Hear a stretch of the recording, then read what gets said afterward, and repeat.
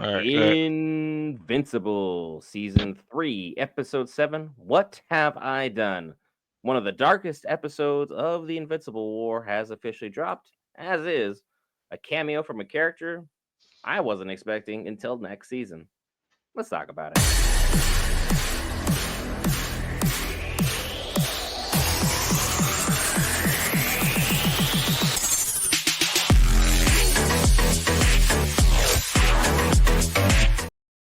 All right, guys, Brent here back for Geek Variants. Cover all things Marvel, DC, Lord of the Rings, anime, gaming, Star Wars, and more. This time, Invincible, yet another incredible episode. Season 3 of Episode 7, What Have I Done? And the long and the short of it is this episode is a can't miss episode of the series. Probably one of the bloodiest and messiest episodes in the series' entirety, but at the same time has some huge emotional punches thrown throughout. This is an absolute fantastic episode, in my opinion. Will, your thoughts on it?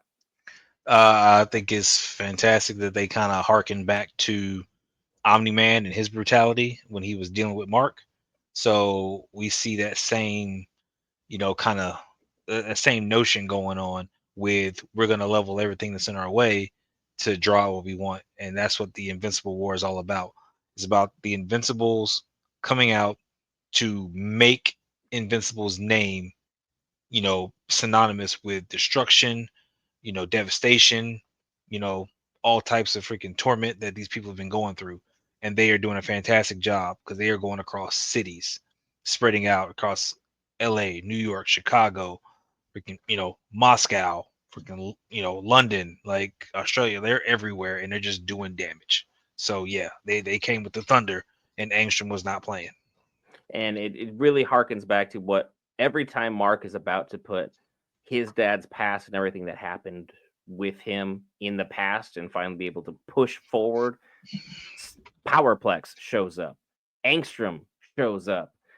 Now we have different variants of him running around. There were 18 in all that were brought to the battlefield to go ahead and just throw hands collectively as a group. And they seem to have been promised a bunch of different various things by Angstrom in order to make this whole plan come together. So, on one level, you definitely feel for Mark because morally, he's in a horrendous bind, emotionally, not good. And then physically, I mean, if you had to fight 18 different versions of yourself who, based upon certain levels of power scaling, we could see that damage was done to him.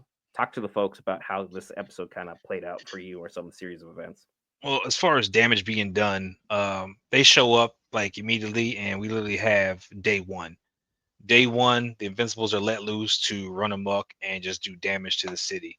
We see that Rex is trying to have a moment with Ray and really, connect because they're moving out, so like that. But danger happens. They both suit up, and he's like, "No, I got this. I'll go. You keep everything good, and I'm gonna go take care of this because he doesn't want her hurt. She's retired. He wants her to stay retired, not unretire on the first day. So things are just kind of going in. Invincible's trying to, chill out. Well, Mark is trying to chill out with Eve and stuff and possibly have dinner. And they get a call that Invincible is tearing up the city. So they go respond. And they find Movinsa Hawk, who is there. And I may get some of these names wrong, but I was trying to read the subtitles very quickly. Movinsa Hawk is there. So Invincible with the same, more or less color scheme with Mohawk is tearing up the place and just wrecking shop. Pretty much frees the prisoners and lets them run loose while taking out a bunch of people. We see Powerplex kind of running loose, and he's like, "It's another Invincible. There's two of y'all." So he takes his shot at, one of them, and just gets leveled real quick because he took a shot at the wrong one. And basically, everybody's continuing to fight, and people don't even really know it's Invincible or who's not Invincible. So he ends up getting attacked by his own, fellow heroes before they finally realize, oh, that's him. Let's back him up. And this is going on for the whole day. And again, they're spread all across the world wreaking havoc. Each one's got a camera following, so Angstrom is watching everything. All right. Day two, things get out of hand and stuff with other characters, but we start seeing other heroes show up. We see, oh, was that Tech Jacket and Wolfman and Brit all show up. Yeah, people were very excited about Tech Jacket showing up, fighting in space, fighting one of the Invincibles. and then Wolfman was, tackling one out of a building or something like that. He's going at it. So all these different Invincibles are doing the scrapping. Omni-Vincible, Hood-Vincible, Goggles Invincible, No Goggles Invincible. Everybody's doing damage to a degree where we have all hands called. Even Immortal shows up to, he's trying to retire. He shows up to fight, and he ends up getting taken out. So like it's getting pretty bad. And even though Invincible was in the fight, he didn't take as much damage as he normally takes during these kind of fights. He took some hits and so like that, but I think it was so spread out because how many people were trying to fight the Invincibles at the same time. I think Eve took the brunt of the damage with a snapped leg at some point by Omni-Vincible, and that was just like a palm touch. So I think he's one of the ones that's kind of on the level, whereas the other Invincibles are kind of like a lower threshold. Yeah, it's really hard scaling this universe as far as power level. And like we even saw Donald get involved. We saw Cecil get involved. We had all those robots being involved. Their whole tech division looks like they got absolutely destroyed. It was either tech division or engineering division. Someone will correct me in the comments below, but they took a huge hit to the factory in of itself. They took significant damage because Cecil was bloodied all across one side of his face. He was even using the little jamming button that he used on Mark, which caused Mark great distress. And still, a huge portion of the division, tons of their workers, a lot of their people taken down. And we saw that Rex went back to defend all his friends. And in a moment of heroism, he's like, hey, get it, everyone out of here. I could go ahead and handle it. And Rex finally completing and culminating his character arc, which I know Will on live stream had a different way he wanted Rex to go out, but how Rex decided to go out, at least in this iteration of things, was to put his own hand inside of himself, which he had an open wound already, and use his skeleton as the ability to cause a giant explosion, which had tons of ramifications. We can see that Ray was unfortunately able to see the fallout of it. Everyone knew exactly what it was. It was a beautiful moment. Rex, went from being this selfish jerk into someone who decided to make the ultimate sacrifice for the team. He pulled his Tony Stark arc off correctly, so to speak, where he went like, you wouldn't be the guy to make the sacrifice for the team. And then now he did exactly just that. And so it was a powerful moment. Eve got her knee shot out. And then we have Oliver arriving when Angstrom finally, on day 3, decides to make his appearance, but it seems like the Council of Marks, for all intents and purposes, said, you know what? To heck with this plan. We're turning on you. Everything you promised us really isn't panning out. None of this is coming out right because one was promised a different dimension. One wanted to bring Debbie back. One just wanted to cause havoc. Like everyone in for a different reason. But the only thing that they could come to some consensus agreement on was Angstrom, you are the weakest link. Goodbye, Right. which did not pan out for them at all because Angstrom already was like, I had every intention that you guys are going to betray me. He had good foresight as a villain there. Basically, summoned his little drones, shoved them out into a whole pocket dimension where they were stuffed together. And then the biggest point of contention for me happened finally when Mark gets his hands on Angstrom. He does what Will believes is the correct thing and is the correct moral thing to do, which I can't really argue the moral perspective of it. I just argue the whole continually letting a villain walk when you've already dealt with the whole inner reflection of I ended this man previously, but now he's back and he's back with a vengeance and he just wrecked all of Earth. I would be more towards the he needs to be removed line. Will is more for as far as preserving Mark's spirit, his morals, his center, which, hey, I'll let you speak on that a little bit. I mean, don't get me wrong. I'm all about doing some damage. All right. Angstrom has been using his hands to get stuff done. So, if you neutralize the problem, then it's a different story. But again, you still want to keep you're trying to keep Oliver from going aside. He showed up during the fight. You don't want him going down that path. You already spoke on several things involving your father and what your father did. So it's like it's a hard, you know, line in the sand to draw because you can't really go, okay, well I'll draw it this way and then I'll go this way at this moment, then I'll come down this way. You're not on the straight and narrow anymore. So that like you're taking whatever outs make sense to you during that time. He's trying to preserve him, so the best thing that he can do is to let Angstrom live and lock him up or whatever the case may be. But again, when you're a villain like Angstrom's with that, you're gonna have plans. You're gonna have, different contingencies to get yourself out of danger or harm's way, which is how he survived. Again, he had doctors on standby that saved him, even when his entire face was smashed in. They were still able to fix him. But little did he know, or he wasn't paying attention, is they set up fail safes to control him.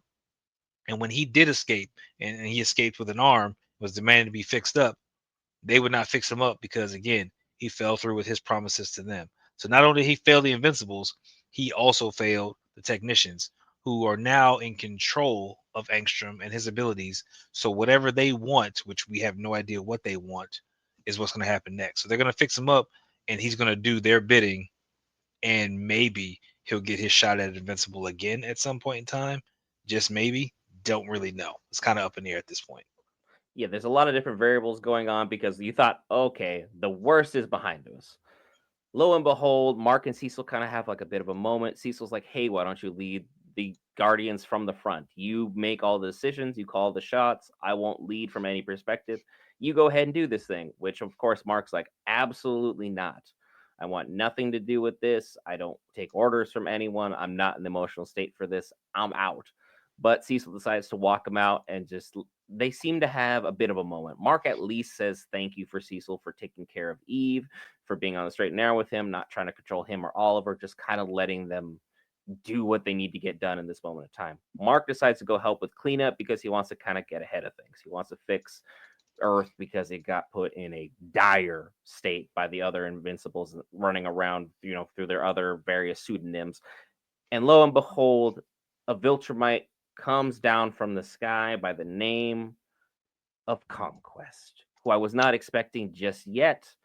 But as people astutely point out during the live watch party, Conquest is right on schedule. Near the culmination of the Invincible War, Conquest does arrive, and things are about to go from bad to worse because Mark, in his emotional state, says, I have no room to talk. I don't really feel like negotiating with you. I just feel like punching something really hard. And the episode, of course, leaves us on the perfect cliffhanger of them flying at each other, one from above, one from below. Hero goes from left to right, villains go right to left. They're about to just absolutely deck the snot out of each other. So who's to say what's going to happen other than we're in for an all-out slobber knocker next week for our culmination of this amazing series. And I think there's been one slow episode for the whole season, so this has Yeah. been fantastic. So I got no complaints. I think that covers everything other than the fact I am anxious to see what happens and transpires next week. Yeah, most of the Invincibles were sent back. We still got one in limbo. So during the fight, so that when Shapesmith was torn in half, which he still survived, Invincible got, his head lopped, but he still survived and decides he's done and he's gonna go off Mary Kate. But was it Darkhawk? Uh Uh, Darkwing. Darkwing, yeah, him. Like he took one of them to the shadow area. The Shadow one with, Dimension. yeah, one with no goggles, I think, got taken to the Shadowverse. So yeah, what's gonna happen with him? Is he gonna get out the Shadowverse? Is he still gonna be down to wreaking havoc? Like he looks like, I think he was one of the more similar to Invincible with the old suit, the yellow suit. So the thing is, he can get out and still be walking around and pose and still cause some type of ruckus.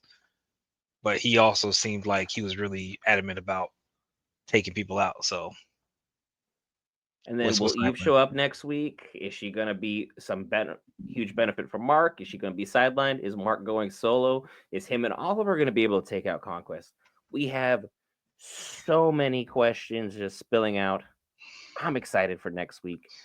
What I'm also would be excited about, hit that lovely subscribe button. It's free, greatly helps the channel out. And if you're already subscribed, be sure just to hit that like button. Helps push this video out to other like-minded viewers like yourself, so you can have some other people to talk to in the comment section. Because I know I probably got something right, and I'm sure Will said something that you thoroughly agree with and wanted to hit that comment button on. Any final thoughts for the folks? I'm good. Next week, final episode. Let's get into it. Hopefully, it's a good one. I'm excited to see what happens. Conquest versus Mark for our finale. We'll see you then.